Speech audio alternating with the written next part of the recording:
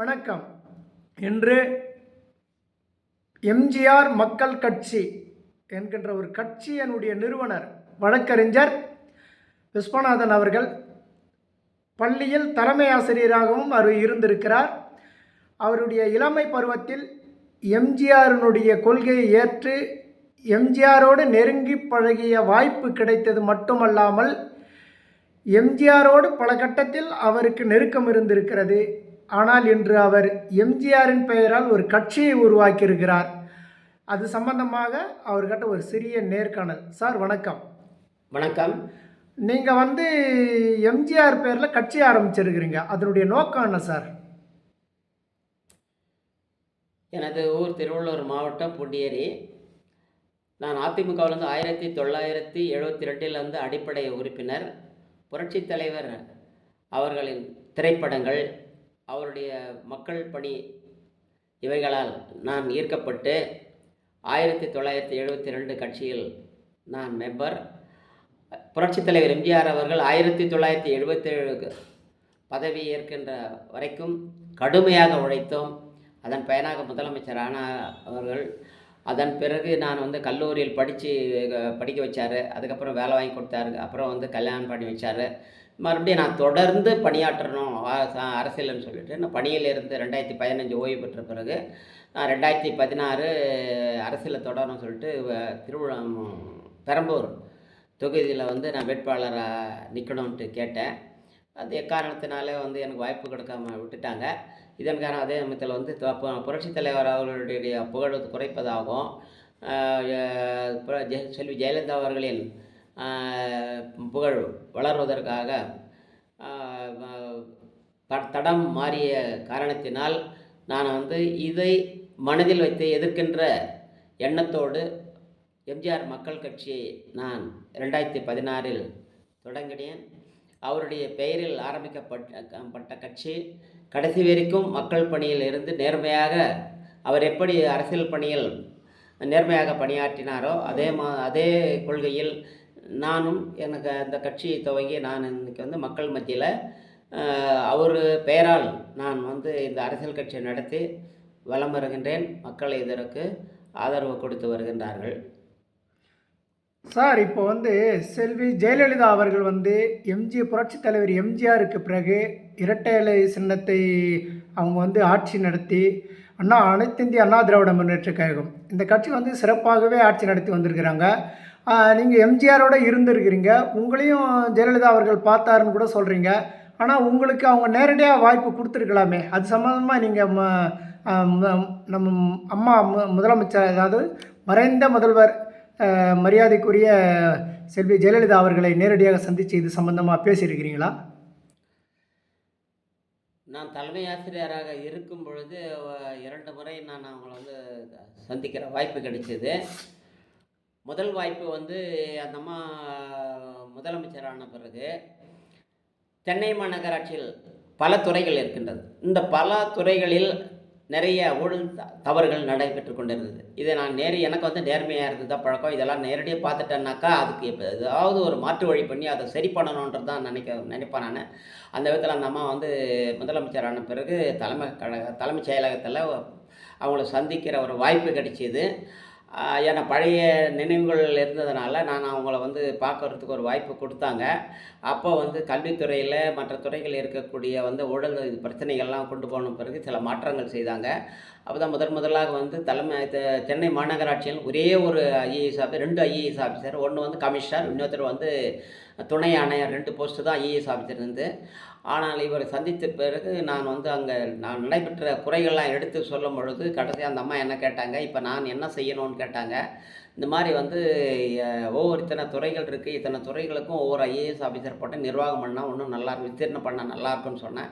அதன் அடிப்படை ஒரு வாரம் கழிச்சு தான் 1991 சென்னை மாநகராட்சியில் எல்லா துறைகளுக்கும் ஒவ்வொரு ஐஏஎஸ் ஆஃபீஸரும் போட்டாங்க. இன்றைக்கி அதிகப்படுத்தியிருக்காங்க. அதுக்கு அடிகோலியவனே இந்த எம்ஜிஆர் மக்கள் கட்சி தலைவர். அதன் அடிப்படையாக 2வது எனக்கு ப்ரொமோஷன் விஷயம் ஹைகோர்ட்டில் சில தடைகள் இருந்தது. அது நான் ரிட்டயர்ட் ஆகிற ஸ்டேஜில் இருக்கிறதுனால அதை கேஸை சீக்கிரம் முடிக்கணுன்றதுக்காக வேண்டி நான் பாய்ஸ் கார்டனுக்கு போனேன். அப்போ அந்த அம்மா வந்து சொத்து குவி வழக்கில் வந்து பெங்களூர் போகிறாங்க. அப்போது நான் பார்க்க வேண்டிய வாய்ப்பு கிடச்சி நான் போயிட்டு வந்து பார்க்குறேன்னு சொன்னாங்க. நம்ம துரதிர்ஷ்டவசமாக வந்து அவங்க அங்கேயே வந்து அந்த கேஸ் அங்கேயே வந்து அவங்க நிற்கும்படி ஆகிப்போச்சு. அதெல்லாம் வந்து ஒரு வாய்ப்பு தவறி போச்சு. அடுத்து வந்து நான் இதுக்குள்ளே 2015 நான் பணியில் இருந்து ஓய்வு பெற்றேன். சிறப்பாக பணியாற்றி மாநில நல்லாசிரியர் விருது ஓய்வு பெற்றேன். சரி, தலைவர் இருக்கும்போது அந்த கட்சியிலேருந்து நம்ம செயல்பட்டோம். மீண்டும் நம்ம தொடர்ந்து வந்து அந்த கட்சியில் செயல்பட்டு அந்த கட்சிக்கு நம்ம இறுதி மூச்சு இருக்கிற வரைக்கும் உழைக்கணுன்ற மாதிரி எண்ணத்தோடு தான் நான் வந்து 2016 சட்டமன்ற தேர்தலில் பெரம்பூர் தொகுதி கேட்டேன்.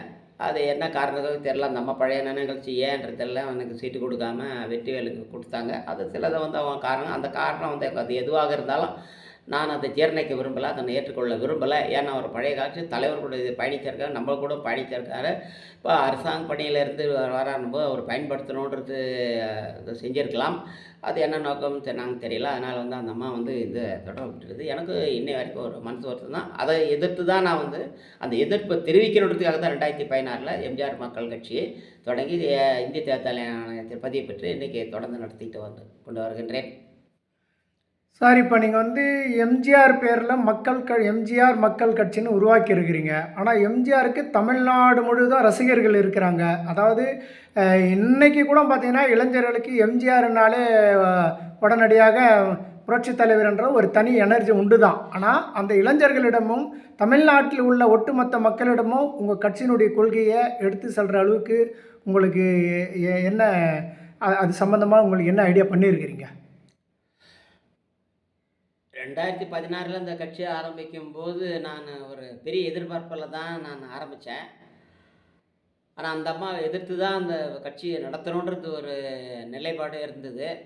அதை மீறியா நான் வந்து எம்ஜிஆருக்கு பிறகு அந்த அம்மா அப்பா தலைமையேற்ற பிறகு சரி வலுவான ஒரு தலைமை இருக்குதுன்னு எல்லாரும் வந்து எம்ஜிஆர் ரசிகர்கள் ஒட்டுமொத்தம் பிடிக்குதோ இல்லையோ, ஆனால் வந்து அந்த கட்சியை வந்து ஒரு நடத்திட்டு போகணும், ஒரு சீராக போகணுன்றதுக்காக தான் எல்லோரும் ஒத்துழைப்பு கொடுத்தாங்க. ஆனால் அதன் பிறகு இதை வந்து தடம் மாறி போனதில் கட்சி நான் ஆரம்பித்ததுனால எனக்கு வந்து இது அதை பிடிக்காத எம்ஜிஆர் தான் பிடிக்கும், அந்த அம்மாவுக்கு பிடிக்காது அப்படின்றவங்க வந்து நிறைய பேர் இருக்காங்க. இதை நான் இப்போ நேரடியாகவும் பார்த்துருக்குறேன். பல பல பேர் வழியாகவும் கேள்விப்பட்டிருக்கேன். அது நடந்ததெல்லாம் உண்மை தான். ஆனால் இருந்தாலும் வந்து நான் வந்து இப்போ எம்ஜிஆருடைய தொண்டர்கள் பக்தர்கள் இவங்கெல்லாம் வந்து இதே மீறி ஒரு எம்ஜிஆரால் வளர்க்கப்பட்ட தொண்டை வந்து ஒரு கட்சி ஆரம்பித்து நடத்துகிறாரு, நமக்கு வந்து அந்த எம்ஜிஆர் பேரில் இருக்கக்கூடிய இயக்கத்துக்கு நாம் வந்து போய் சேரலாம், ஒத்துழைப்புக்கலாம், அந்த கட்சியை வளர்க்கலாம். ஏன்னா இது வந்து எந்த கட்சிக்கும் வந்து ஆதரவு கிடையாது, அதிமுகவுக்கும் ஆதரவு. ஆனால் இருந்தாலும் வந்து நம்ம இதெல்லாம் எடுபடாது.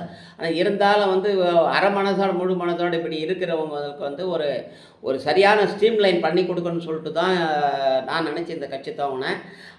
அந்த தொண்டர்கள் வந்து இன்றைக்கும் வந்து விரக்தி அடைஞ்சு வெவ்வேறு இதற்கும் ஒரு நிலைப்பட்டு வரல. ஆனால் வருவாங்கன்றது ஒரு முழு நம்பிக்கை இருக்குது. அந்த முழு நம்பிக்கையில் தான் வந்து 38 மாவட்டத்துலேயும் நாங்கள் நிர்வாகிகளை போடுறதுக்கு முயற்சி பண்ணிகிட்ருக்குறோம். பொருளாதார சிக்கல் நிறைய இருக்கிறதுனால வந்து எதுவும் செய்ய முடியாதுன்னு கொஞ்சம் தொய்வு ஏற்படுது.